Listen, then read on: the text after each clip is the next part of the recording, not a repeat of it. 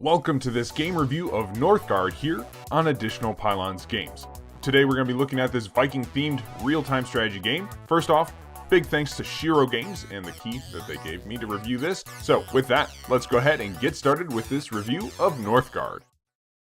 Additional Pylons Game Review. So this is Northgard. Northgard is a Viking-themed, fast-paced, real-time strategy game from indie developers Shiro Games. Keep in mind that as we do this review is being done during early access of the game, and even then, it's looking pretty good. It's looking pretty great. So, the game, basically the setting is that you are a Viking clan, you choose the clan that you're going to be a part of, and you land on a new island. There's a new island out there to colonize, and you're competing against the other Viking tribes to colonize the island first. You can win in a variety of different ways, and each clan has different strengths and weaknesses through their lore, through their bonuses, all that sort of stuff. So, the challenge of the game, the basis of the game is that you need to balance the various needs and resources that you need in order to expand, build up, conquer, defend, and tech up in order to attain the victory type that you're going for. Again, this is early access, but even then, this game is already very solid. Let's go ahead and take a look at some of the challenges. So, the game's main challenge is that of scarce resources and colony expansion. So, every resource on the map that you're going for, food, wood, stone, etc., has just enough on the island for you to expand, but not a ton. There's not a lot of wiggle room, there's not a lot of excess, so it's very much a struggle for resources as your main opponent early on. Winter makes this even harder, so 3 months out of the year you've got winter, and winter reduces your food collection by half, and it increases your wood usage for your colonists as well. So they're going to be consuming more food than they're able to produce, and they're going to be using up a lot of wood. So every time winter comes around, you got to be prepared for it. Because I mean, even as soon as winter is gone, you need to start preparing for winter again, because winter is coming. Anyways, the other part of the challenge, the other main challenge early on, is random events. A lot of times there will just be these random events that pop up on your timeline there in the bottom left. These can be as simple as rats that they'll eat your food if your food isn't stored in silos, so you need to build silos to protect against that. It could be Draugr attacks, or a winter that is going to be especially harsh and will require even more resources. So these challenges early on, you're not fighting, you're not doing early game, attacks or anything like that. You're not zerging the enemy. It's really difficult to do that because, well, frankly, Northgard punishes early aggression because all you can really do in the early part is just survive, which I think is really cool, where there's a part of it, the island, you just have to survive the harshness of the island before you can even think about conquering, expanding, that sort of thing.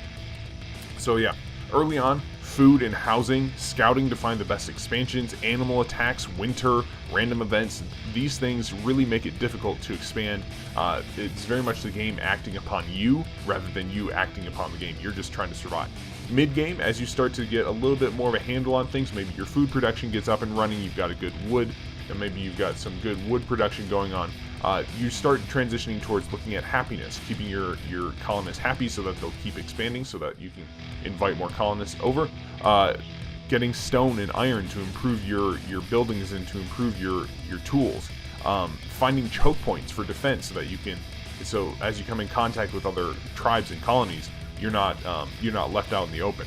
A late game is definitely about defense, balancing everything. The game just becomes more complex as you go on throughout the game, which is great. I really like that. And then preventing others from winning. Late game is really when you're more interacting with the other tribes, the other colonists. You're trying to figure out a way to win yourself while also preventing their victory condition too, which is very fun. So as far as the basic gameplay, it's kind of your standard real-time strategy game. You're laying down commands, you're building buildings, and your colonists act them out automatically. You don't have to assign necessarily villagers to build certain things, they'll build them automatically. You do have to assign villagers to do certain tasks, so to make them a woodcutter or a sailor or a lore master, something like that. You've got different tiles around, so you start with your home tile, your home base there. If you lose your home base, you're out of the game, so that you want to protect that at all costs. Tiles are colonized by food, unless you're the Raven clan, in which case you can colonize tiles for gold. But each tile has limited building slots as well, so you have to choose where you build stuff, how you build, what your build order is. It becomes very difficult. Food sources are another thing early on. You need to make sure that you're getting enough food, because that's what allows you to use feasts. It's what allows you to colonize. It's what keeps you alive during winter. Each food source has its own advantages and disadvantages, so farms make a lot of food during the summer, but almost nothing during the winter, where fish are more steady. They don't make as much food during, throughout the year, but they don't have a reduction during winter, so you have to kind of balance your food production. You have to find stone and iron and mine that, so a lot of it is just finding and gathering resources, prioritizing which resources that you want to gather.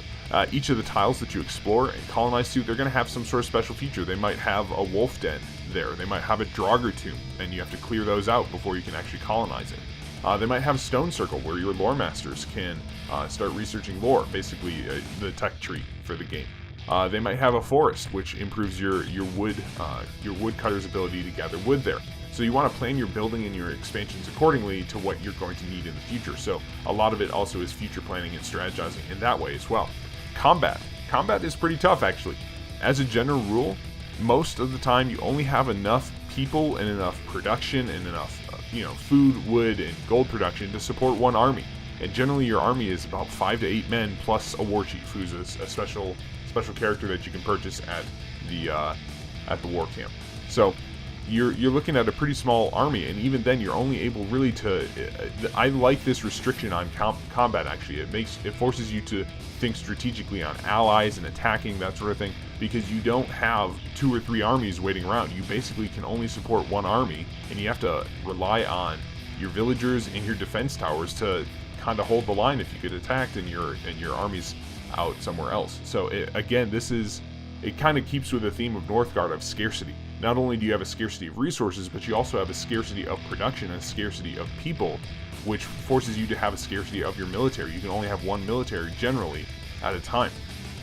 Victory conditions, there are a few different varieties of victory conditions. So you've got merchant, which is basically having a certain number of merchants, having an amount of gold in your bank, and having earned an amount of gold throughout the game. You've got the lore victory. This is basically going through your tech tree and researching a number of lores and making sure that you have all the different lores that you need for that. This requires a certain number of lore masters and getting all the four main lore advantages there at the bottom. Conquest, pretty basic, basically just taking out your opponent's town halls. There's also the fame victory. So as you go through the game, you're gathering fame. Fame is basically this resource that as you gather it, you get more bonuses, you get more improvements, which vary from clan to clan.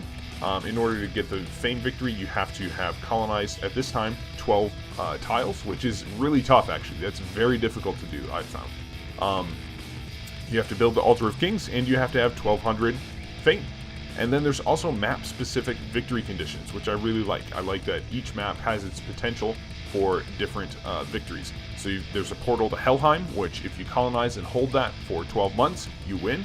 If you colonize Yggdrasil, the world tree, for 2,000 food, which is a lot of food, you can win that way.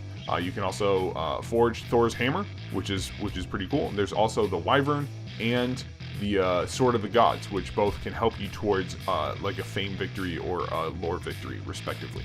So each different clan has its own bonuses and effects, and they play a little bit differently. And so the other cool thing that I like is that each clan is kind of bent towards one playstyle, but that doesn't mean that they have to win in one certain victory condition. It's cool how you can be flexible with that. So with that, I have to say the gameplay is tough, it's fast-paced, it's a lot of fun.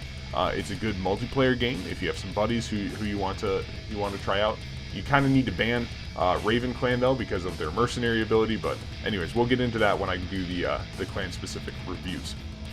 Anyways, so speaking of reviews, here is my official rating on Northgard. So just a quick recap on the APG rating system. Basically, I rate the games how I would describe it to a friend, because that's kind of what I see this as. I just see this as me talking to you guys and saying, this is what I would do, this is what I would say. If a buddy came up to me and said, hey, I'm thinking about buying this game, what would you say?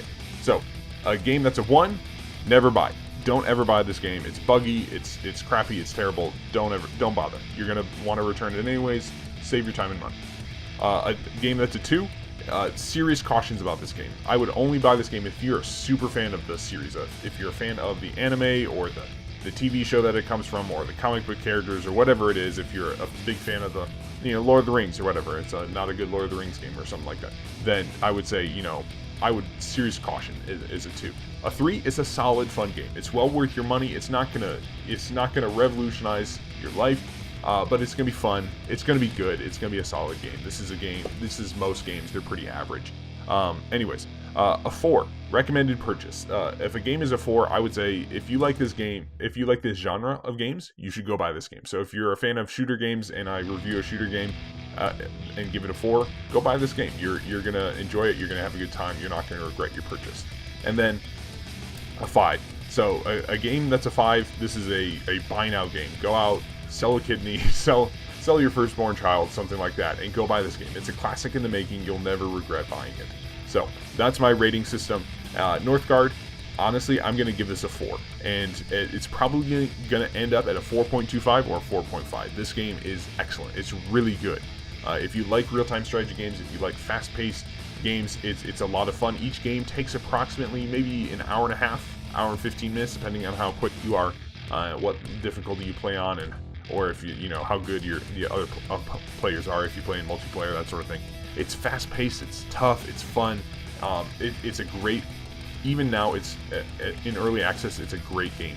And the other thing to say about this game is that Shiro Games, the developers, are excellent at putting up updates, keeping this constantly updating the game. They are a good model as to what early access should look like for game development. And so that's why I give this not only a 4, but also the extension towards 4.25 or 4.5. The game is already solid, it's already excellent in early access, and they're constantly making it better and better. So if you like real-time strategy games, go buy this game and you won't regret it. It's a lot of fun. It's a good game, solid, fast-paced, intense game for you to play. I'm going to be playing some Northgard here on my channel. I'll also be doing clan guides and just general game guides for it as well. But Northgard has my seal of approval. It's a great game. It's a very good game. So go out and get it if you like strategy games, and even if you don't, maybe take a look at my content and see if you want to get it. So anyways, thanks for tuning in for this game review here on Additional Pylons Games.